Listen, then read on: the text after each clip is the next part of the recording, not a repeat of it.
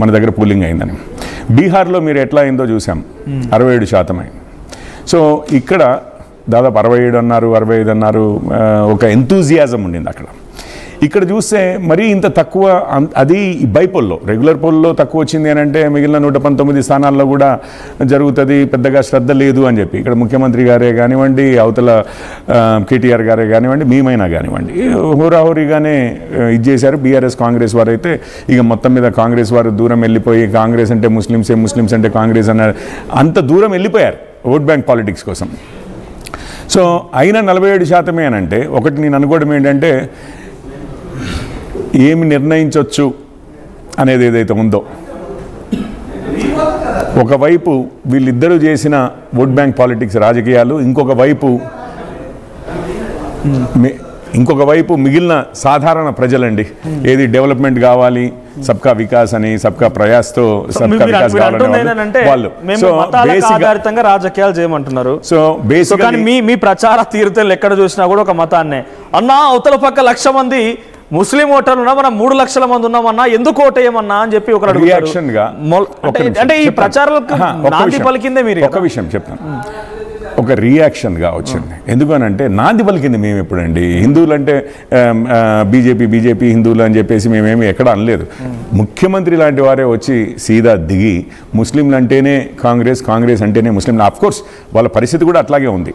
ముస్లింలు లేకపోతే కాంగ్రెస్ లేదు, ముస్లిం లేకపోతే కాంగ్రెస్ లేదు. కొంత ముస్లింలకి అవకాశం వచ్చింది, మేముంటేనే అవకాశం ఉంటుంది.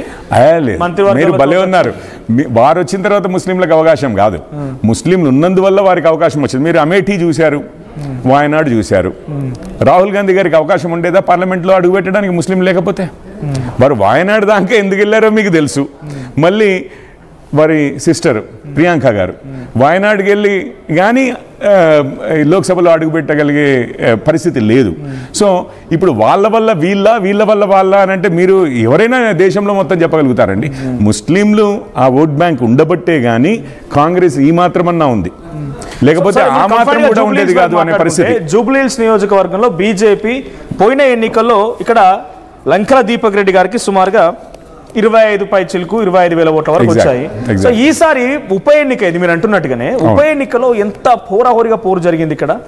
సో ఇక్కడ మీరు కొండా విశ్వేశ్వరరెడ్డికి అవకాశం కల్పలేదు ప్రచారానికి అనేటువంటి ఒక అపవాదం ఉంది, కిషన్ రెడ్డి రానివ్వలేదని, తర్వాత ధర్మపురి అరవింద్ రాలేదు అంటే మీరు కావాలనే ఓడిపోతామని ఫిక్స్ అయిపోయే. కేసీఆర్ గారు రాలేదు అని చెప్పి ఎవరన్నా అడిగినరా?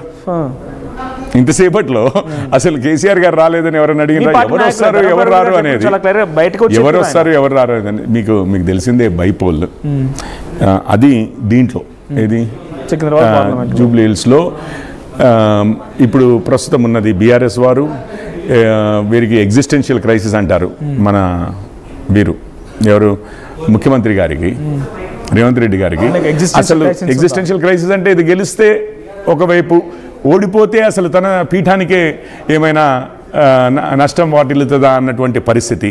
కాబట్టి అందుకే అంత సీరియస్గా తీసుకుని అంత ఎక్స్ట్రీమ్ పదజాలం వాడి అంత ఇది చేయవలసి వచ్చింది. అంటే ముస్లింలు అంటే మేమంటే ముస్లింలమే అన్న టైప్లో ఇది వెళ్ళారు చూసారా.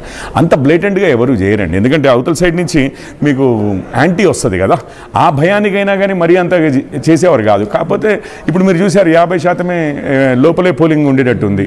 మీకు 2 లక్షలు 4 లక్షల్లో దాదాపు మీకు 1,20,000 1,30,000 అని అంటే 50% అంటే 2 లక్షలే పోలింగ్.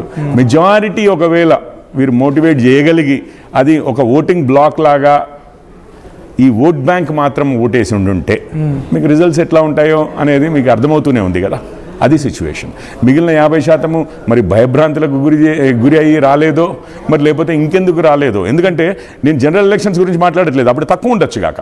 కానీ బైపోల్లో మీరు చూసారు, అంతకుముందు బైపోల్లో మనకు దుబ్బాకే కానివ్వండి, రూరల్ ఏరియాస్ వేరు, రూరల్ ఏరియాస్ ఇప్పుడు ఇదే ఎలక్షన్స్ కనుక రూరల్ ఏరియా జరిగినా కూడా అక్కడే సిచ్యువేషన్ ఉంటుంది. ఒకసారి అంతకన్నా ముందు ప్రీ పోల్ సర్వేస్ చూపిస్తాను కొన్ని. ప్రీ పోల్ సర్వేకి సంబంధించి ఎటువంటి సిచ్యువేషన్ ఉంది అవన్నీ చూస్తాను ఒకసారి. ఒకసారి pre poll survey please. So ఒక్కసారి ప్రీ పోల్ సర్వీస్ 3 సర్వేలు వచ్చినాయి ప్రీపోల్లో. కేకే సర్వే, సైదులు సర్వే అని ఒకటి, ఆ తర్వాత చాణక్య సర్వే, ఇంకా చాలా సర్వేలు వచ్చినాయి.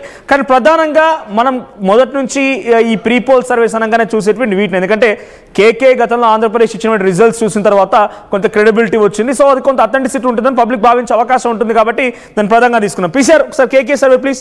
సో పలు సర్వేలకు సంబంధించి జూబ్లీ హిల్స్ బైపోల్, ఎస్ ఇది KK survey, prepoll survey. Congress కి 37.8% కేకే సర్వే ఇస్తే, ఇక బీఆర్ఎస్ పార్టీకి 55.2, బీజేపీకి 7. ఏం చెప్తారు మీరు? ప్రీపోల్ సర్వే కేకేది ఇలా ఉంది.